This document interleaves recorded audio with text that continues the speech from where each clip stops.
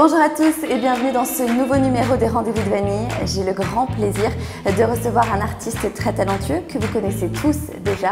C'est Anthony Trice. Bonjour. Bonjour Vanille. Bienvenue, on est tous les deux au Swiss Wine Hotel. Ouais.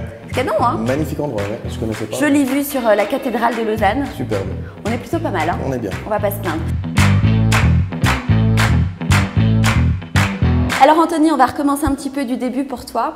C'est vrai qu'on te connaît par The Voice, le célèbre télécrochet en France, oui, auquel tu as participé, tu es arrivé jusqu'aux demi-finales. Oui. Mais on va commencer par le début, parce qu'avant ça, tu étais déjà présent sur les réseaux sociaux. Oui, c'est vrai qu'avant The Voice, c'est disons la phase de commencement, ouais, où au début je chantais dans ma chambre, puis petit à petit je faisais des petits concerts pour mes amis, pour mes parents. J'ai posté une première vidéo sur les réseaux sociaux pour voir la réaction des gens. Vidéo qui a bien marché. Ouais. Je m'y attendais pas vraiment, donc elle a bien marché. Et puis du coup, j'ai continué à poster de plus en plus, ce qui m'a amené à faire des petits concerts, à rencontrer mes managers qui sont actuellement, enfin je suis actuellement dans leur label. La belle équipe avec qui continue de t'accompagner. Exactement, qui sont toujours là, Swiss Artist Productions. Et puis voilà, ensuite j'ai eu la chance d'être repéré par la production de The Voice pour aller faire des castings à Paris. Donc tout s'est enchaîné petit à petit. Et là, énorme, les coups de projecteur, parce que c'est une énorme émission. Oui. Ça doit être assez incroyable de se retrouver sur cette scène. C'est incroyable, surtout que je regardais quand j'étais petit, je regardais The Voice en espérant du coin de ma tête qu'un jour j'y participerais.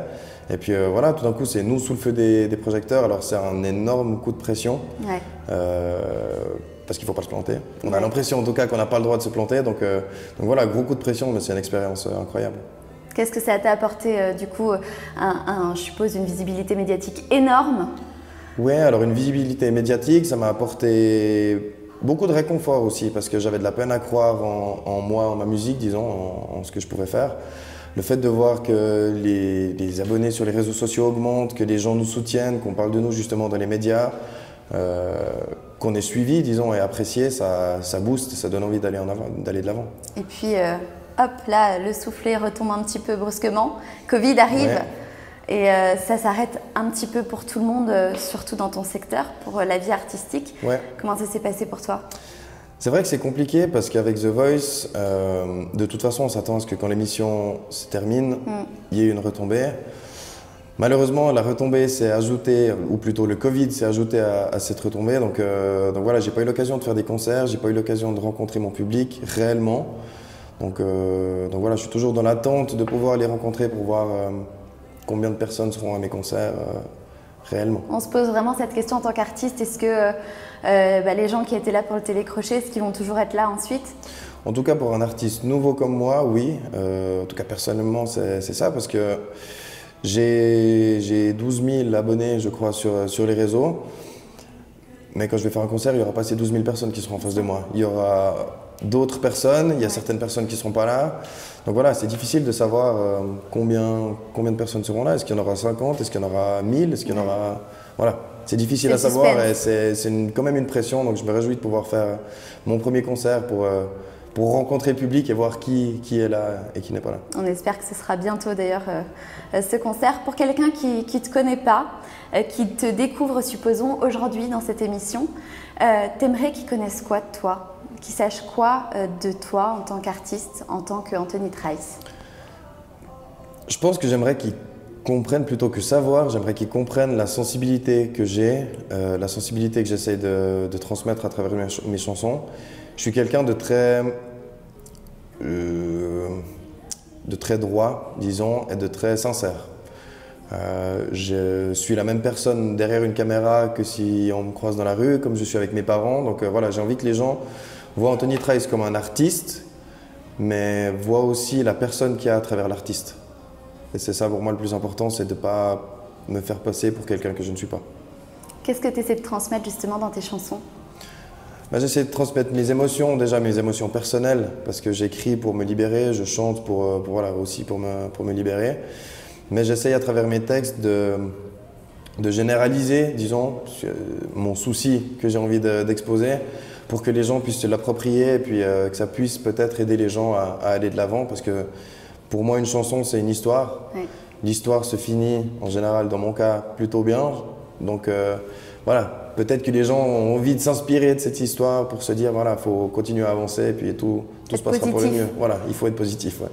Alors c'est drôle parce que tu voulais pas à la base en faire ton métier et puis finalement c'est même l'extérieur qui t'a attiré vers ce métier en te repérant par exemple pour le casting de The Voice.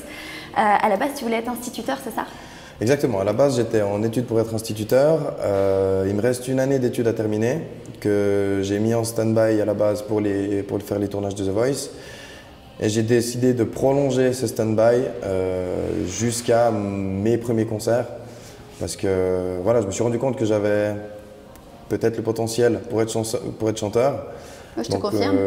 Donc voilà, j'ai les clés en main maintenant, il faut que je donne tout pour y arriver et puis voilà, que j'ai aucun regret en tout cas à l'arrivée. Alors justement, tu n'as pas arrêté de travailler, tu prépares un album. Ouais. Tu avais sorti un premier single il y a quelques mois. Là, c'est le deuxième de ce futur album qui est sorti. Oui. Je voudrais que tu m'aimes. Est-ce que tu peux nous en parler un petit peu? Oui. Volontiers même. C'est vrai que Je voudrais que tu m'aimes, c'est mon petit bébé. Je dis toujours à mes amis que c'est mon petit bébé parce que c'est pour moi la plus belle chanson que j'ai écrite. Ouais. C'est une chanson qui sort du cœur profondément. C'était un jeune homme blessé qui écrivait cette chanson et qui a vu le bout du chemin. Ça rejoint un peu ce que je te disais tout à l'heure, c'est que la fin de l'histoire est positive pour l'acteur entre guillemets dans la chanson, mais aussi pour la personne, l'artiste en lui-même. Donc ouais, c'est une très belle chanson pour moi, une chanson fleur bleue, mais qui donne envie d'aller de l'avant et puis de croire, disons, en ses rêves ou en l'amour. Je voudrais que tu m'aimes et qu'on s'échappe ailleurs. Je voudrais que tu m'aimes, que tu m'ouvres ton cœur. Je voudrais que tu m'aimes comme tu sais le faire d'ailleurs. La personne qui est concernée, est-ce qu'elle existe vraiment dans cette chanson? Cette personne existe, elle existe vraiment, oui. Donc tu sais que c'est reconnu? Je pense qu'elle s'est reconnue, j'espère qu'elle s'est reconnue en tout cas, donc oui. Ça fait quoi comme sensation? C'est gênant? C'est très gênant, je ne sais pas si ça se voit d'ailleurs à ma tête, mais je dis toujours que chanter des chansons d'amour, c'est pas compliqué. Même si je suis timide, c'est pas forcément compliqué. Par contre, chanter la chanson d'amour quand on sait que la personne elle est là, c'est plus compliqué parce que ça devient presque une déclaration. Donc il y a la gêne, il y a la réaction de la personne par après qui est un peu compliquée. Donc voilà, ça met une pression supplémentaire. Ouais, j'imagine bien. Mais c'est ça le vécu d'un artiste. Alors du coup, ton album, il est en train de se préparer. Combien de chansons sont prêtes? Pour quand cet album est-il prévu? Dis-nous tout. C'est un peu compliqué de savoir combien de chansons sont prêtes. Il y en a 2 qui sont prêtes puisqu'elles sont sorties. Ouais. Maintenant, c'est vrai qu'on travaille, on a toutes les chansons qui sont en route. Et puis quand on a des idées, on va chercher, on va les amener à droite à gauche. Donc là, on a une dizaine de chansons qui sont à peaufiner, mais qui sont plus ou moins prêtes. L'album aura, je pense, 12 chansons.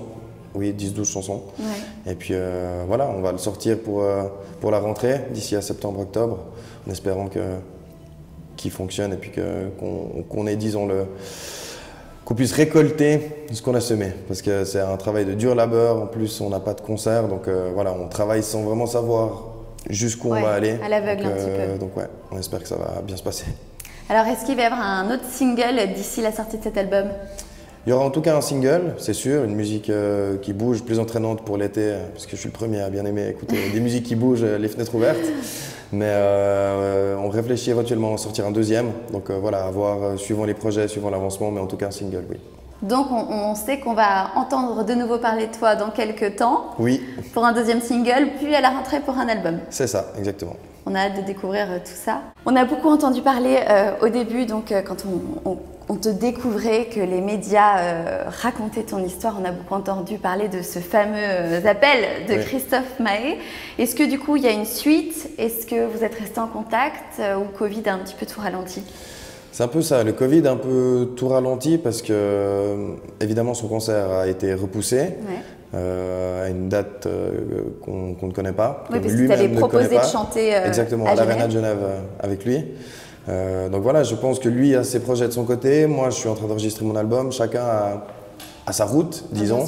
Mais moi j'ai pas oublié ce qu'il m'a proposé, j'espère que lui n'a pas oublié non plus. Et puis au moment venu, quand son concert sera défini, j'espère avoir l'appel. Et puis si je l'ai pas, c'est moi qui l'appellerai. Ouais, je suis sûre qu'il t'appellera. J'espère.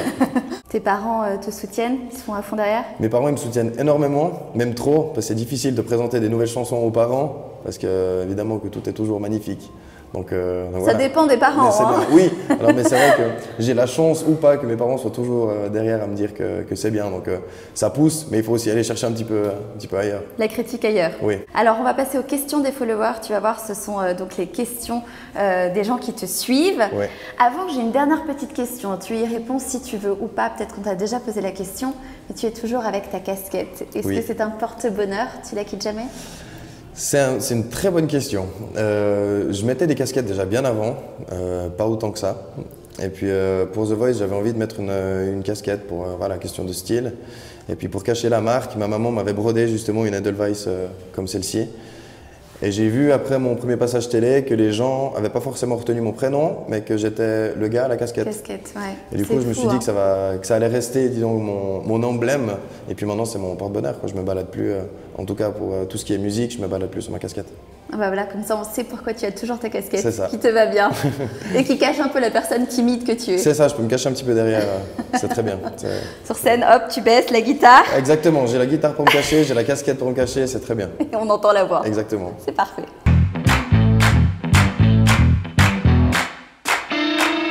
Est-ce que tu es resté en contact avec les juges de The Voice? Alors, je ne suis pas resté en contact avec les juges de The Voice parce que j'ai pas eu contact avec les 3 autres jurés. Ouais.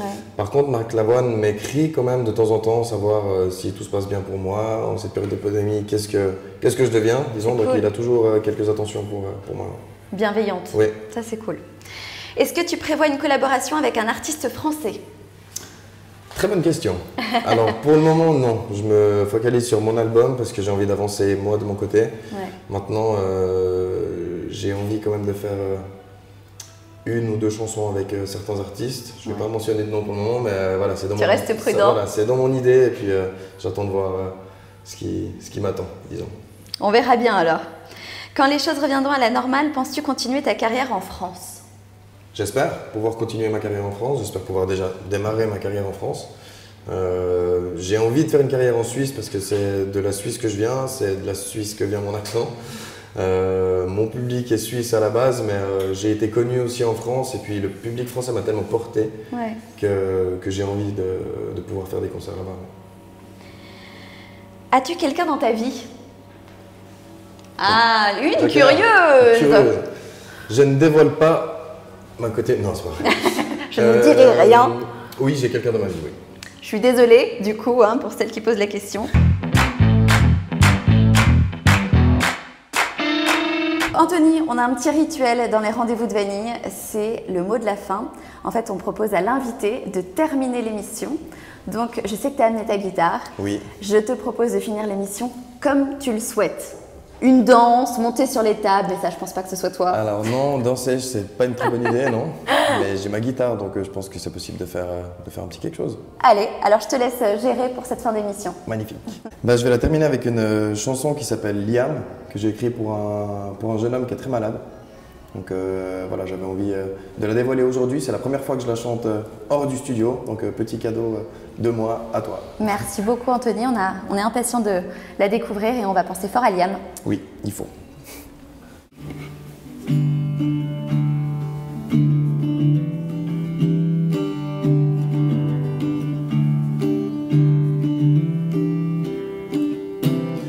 Liam a 8 ans et des rêves plein les yeux. Un gamin pas comme les autres, c'est vrai. Liam a 8 ans, mais voudrait se sentir mieux. Incertain pas comme les autres, c'est vrai. Une volonté de faire un guerrier bien trop tôt. Pour se l'arme en bouclier, en carton. Quand il prendra la mer, les nuages s'en iront. Car comme disait sa mère, après l'orage vient le beau, comme un éclair.